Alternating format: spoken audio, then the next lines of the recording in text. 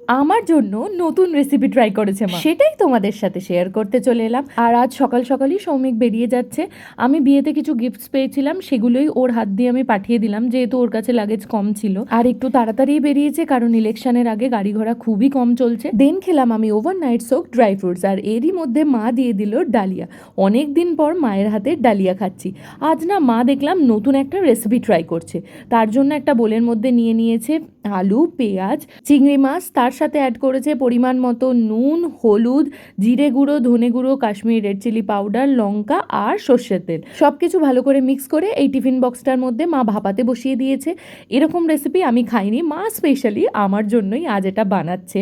যাই হোক, এদিকে আমি রেডি হয়ে বেরিয়ে পড়েছিলাম, আমার কিছু কাজ ছিল আর ঋতিকার সাথেও মিট হয়ে গেছিলো।